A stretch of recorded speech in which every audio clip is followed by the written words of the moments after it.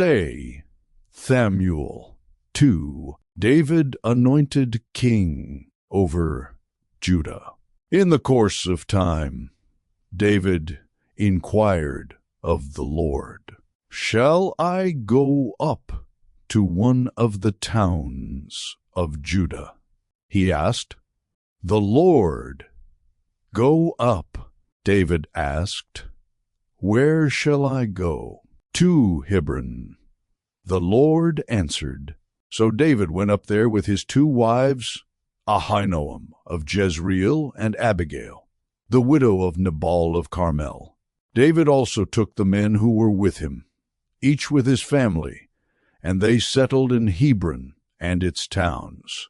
Then the men of Judah came to Hebron, and there they anointed David king over the tribe of Judah. When David was told that it was the men from Jabesh-Gilead who had buried Saul, he sent messengers to them to say to them, "The Lord bless you for showing this kindness to Saul your master by burying him. May the Lord now show you kindness and faithfulness, and I too will show you the same favor because you have done this. Now then, be strong and brave, for Saul your master is dead, and the people of Judah have anointed me king over them." War between the houses of David and Saul. Meanwhile, Abner son of Ner, the commander of Saul's army, had taken Ish-bosheth son of Saul and brought him over to Mahanaim. He made him king over Gilead, Ashuri, and Jezreel, and also over Ephraim, Benjamin, and all Israel. Ish-bosheth son of Saul was 40 years old when he became king over Israel, and he reigned 2 years. The tribe of Judah, however, remained loyal to David. The length of time David was king in Hebron over Judah was 7 years and 6 months. Abner son of Ner, together with the men of Ish-bosheth son of Saul, left Mahanaim and went to Gibeon. Joab son of Zeruiah and David's men went out and met them at the pool of Gibeon. One group sat down on one side of the pool, and one group on the other side. Then Abner said to Joab, "Let's have some of the young men get up and fight hand to hand in front of us." "All right, let them do it," Joab said. So they stood up and were counted off, 12 men for Benjamin and Ish-bosheth son of Saul, and 12 for David. Then each man grabbed his opponent by the head and thrust his dagger into his opponent's side, and they fell down together. So that place in Gibeon was called Helkath Hazurim. The battle that day was very fierce, and Abner and the Israelites were defeated by David's men. The 3 sons of Zeruiah were there: Joab, Abishai, and Asahel. Now Asahel was as fleet-footed as a wild gazelle. He chased Abner, turning neither to the right nor to the left as he pursued him.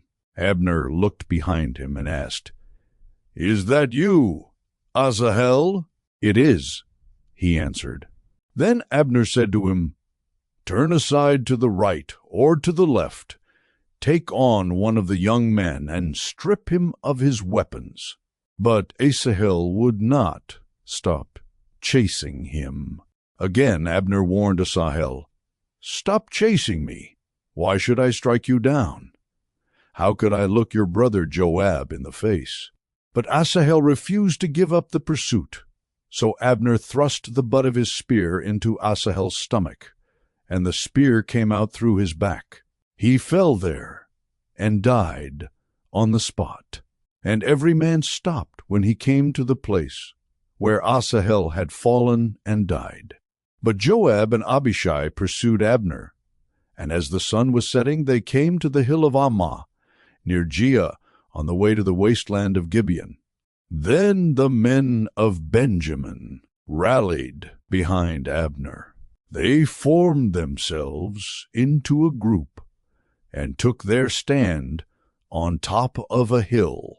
Abner called out to Joab, "Must the sword devour forever?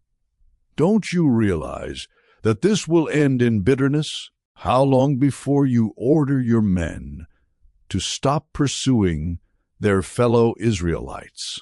Joab answered, "As surely as God lives, if you had not spoken, the men would have continued pursuing them until morning." So Joab blew the trumpet, and all the troops came to a halt.